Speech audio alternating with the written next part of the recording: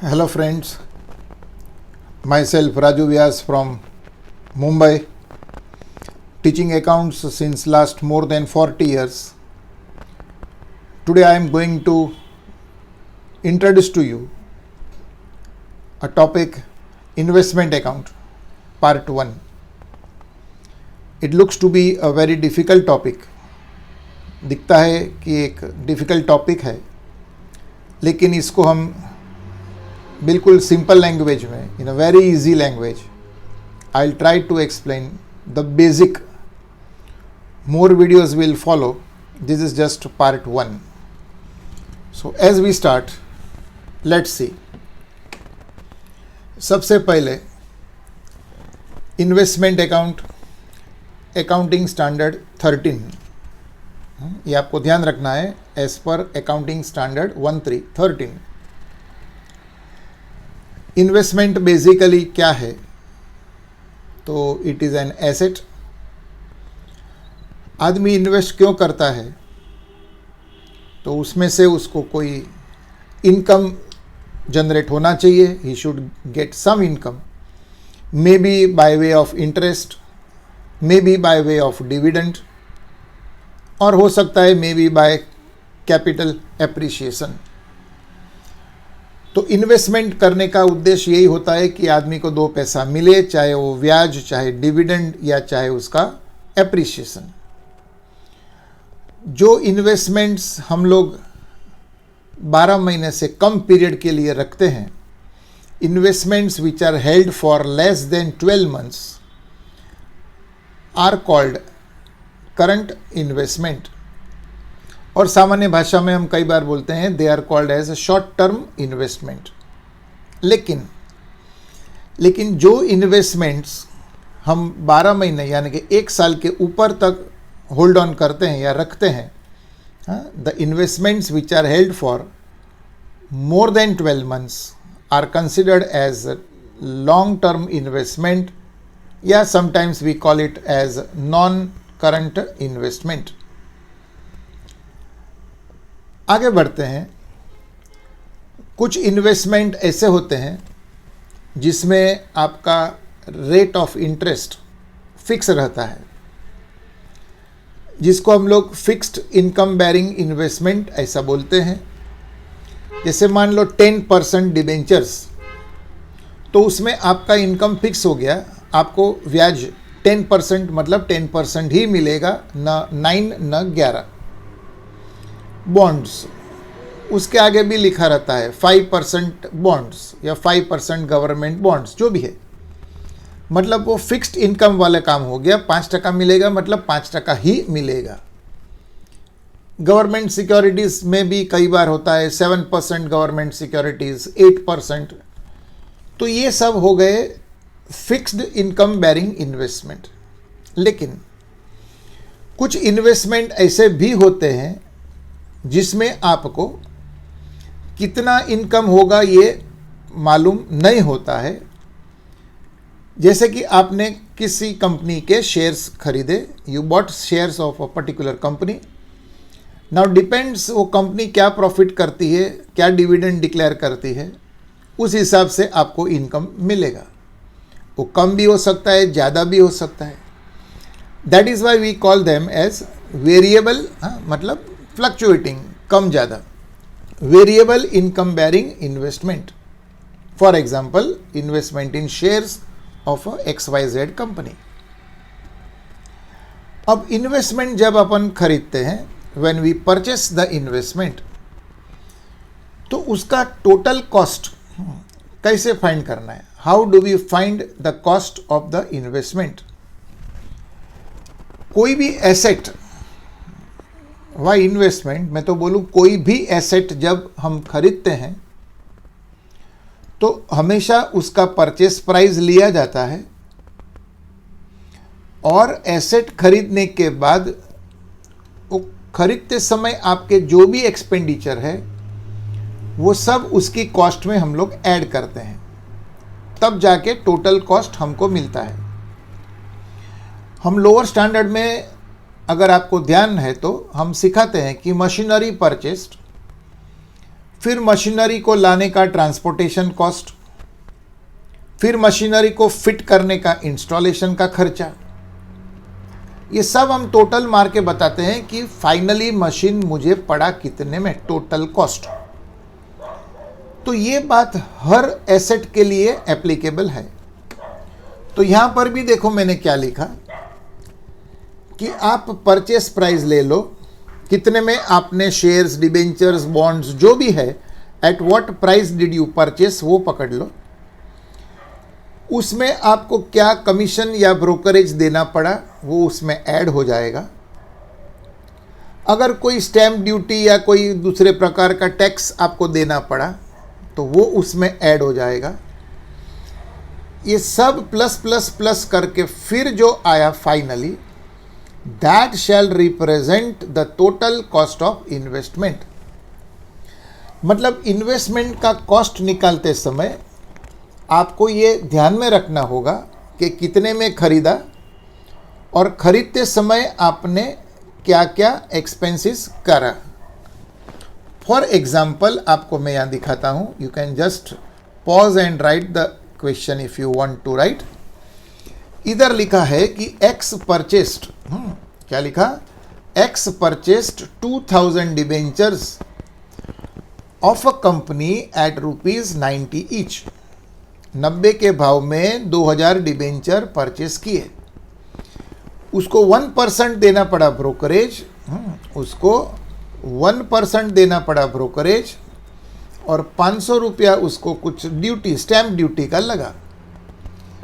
Simple सा question है कि find the cost of investment.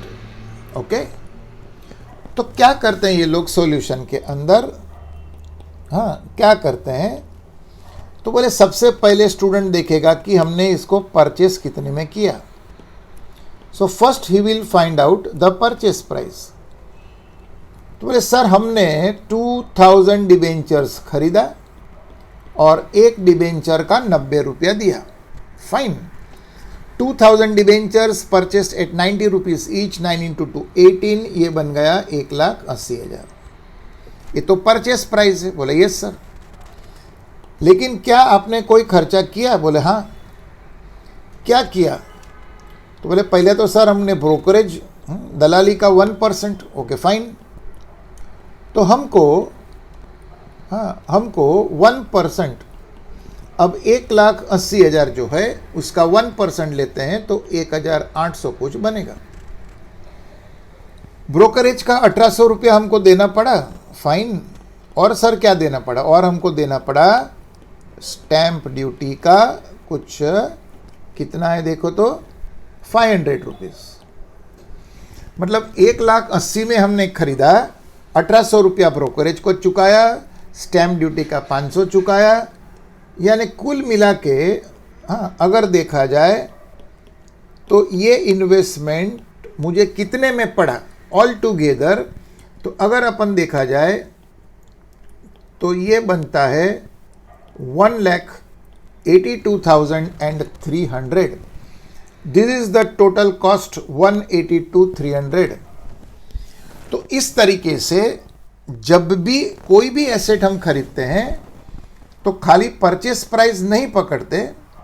Purchase price, उसमें जो भी खर्चे होते हैं परचेस के टाइम पर, वो सभी खर्चे को कंसिडर किया जाता है और फाइनली सब टोटल मार के we get the total cost of the particular asset.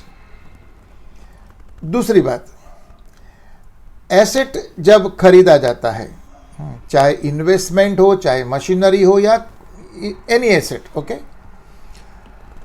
तो हमको जर्नल एंट्री जो पास करना होता है एकदम सिंपल लोअर लेवल का। जब इन्वेस्टमेंट हम खरीदते हैं, when we buy the investment, lower level की बात करूं तो investment comes in and cash goes out, एकदम लोअर लेवल पे। इस हिसाब से एंट्री बना investment account debit to cash और बैंक अकाउंट। जनरली बैंक ही लिखते हैं हम लोग, with investment coming in and cash going out, या maybe you pay by cheque. Narration सीधा साधा लिखा है, बीइंग इन्वेस्टमेंट परचेस्ड। यही इन्वेस्टमेंट कुछ समय के बाद, चाहे शॉर्ट टर्म चाहे लॉन्ग टर्म, आदमी जरूर पड़े तो इन्वेस्टमेंट सेल आउट कर देता है। एंट्री बिल्कुल परचेस का रिवर्स ही हो जाएगा, बिकॉज ट्रांजैक्शन जो है वो बिल्कुल उल्टा है। जब इन्वेस्टमेंट बेचता है तो cash comes in and investment goes out, ये लोअर लेवल की बात है। Debiting what comes in, crediting what goes out, ये अपना जुना पुराना रूल 11 से शुरू करते हैं हम। So cash coming in and investment going out, that is what we say investment sold. हो सकता है इसमें आपको profit loss, there is always a chance you are in profit or maybe loss. That profit loss is then transferred to profit and loss account. तो investment जब बेचा जाता है तो उसमें आपको कोई भी प्रॉफिट या लॉस होता है तो we are suppose to transfer it to PL, profit and loss account. Okay, अगर आपने इन्वेस्टमेंट नहीं बेचा है, फाइन, तो सीधी सी बात है आपको ब्याज मिलना चाहिए, और अगर शेयर्स वगैरह है तो यू शुड गेट डिविडेंड। तो डिविडेंड या इंटरेस्ट रिसीव्ड, डिविडेंड और इंटरेस्ट रिसीव्ड, क्या एंट्री बनेगा? एंट्री जो आपको बिल्कुल दिख रहा है 3 नंबर का, थर्ड एंट्री, कैश और bank account debit with cash comes in. Interest या डिविडेंड को क्रेडिट किया गया है, उसका कारण है इनकम। क्या रूल है आपका? Debit expenses losses, credit incomes and gains. तो क्योंकि इंटरेस्ट या डिविडेंड जो भी मिला, इंटरेस्ट या डिविडेंड जो भी मिला ये आपका गेन है, तो as a gain it is credited. तो अगर आपने इन्वेस्टमेंट सोल्ड नहीं किया है तो डेफिनेटली आपको या तो ब्याज मिलना है या तो डिविडेंड मिलना है। Then you will pass this third entry, cash और bank account debit to interest. और याद रहे, मैं इसको क्लोज करूं इसके पहले, ये मेरा यूट्यूब चैनल जो है राजू व्यास सर नाम से आपने देखा ही होगा, डेफिनेटली आप इसको सब्सक्राइब करें अगर आपको अच्छा लगे तो, क्योंकि मैं इस टॉपिक का वीडियो पार्ट 2, पार्ट 3 ऐसे धीरे धीरे आपको देते जाऊंगा, आपको समझने के लिए बहुत easy language, as you must have seen by now. ये आखिरी नोट जो आपके सामने है अभी फिलहाल, उसमें लिखा है कि ब्याज या डिविडेंड जो कैलकुलेट होता है that is always calculated on nominal value, या हम लोग दूसरी भाषा में बोलते हैं ऑन फेस वैल्यू। यानी शेयर्स या डिबेंचर्स के ऊपर जो प्राइस फिक्स करके लिखा रहता है, समझो डिबेंचर है उसके ऊपर ₹100 लिखा है, तो जो भी ब्याज है 8%, 10% जो भी है वो 100 पर कैलकुलेट होगा। फिर वो डिबेंचर हो सकता है आपने 90 में लिया हो मार्केट से या एट अ डिस्काउंटेड रेट, हो सकता है वो डिबेंचर आपने 100 वाला 120 में लिया हो, बट ब्याज जो परसेंटेज है वो उसका जो छपा हुआ वैल्यू है प्रिंटेड, जिसको हम नॉमिनल वैल्यू या फेस वैल्यू बोलते हैं, उसी पर इंटरेस्ट या डिविडेंड का हमेशा प्रॉब्लम सॉल्विंग करते समय ध्यान रखना, always you calculate on the face value. So my dear friends, I would like to stop over here. I hope you understood, आपको समझ में आया होगा। धीरे धीरे पार्ट 2, 3, 4 करके हम इसको आगे लेके जाएंगे। We stop over here, that's all for today, see you once again, bye everybody.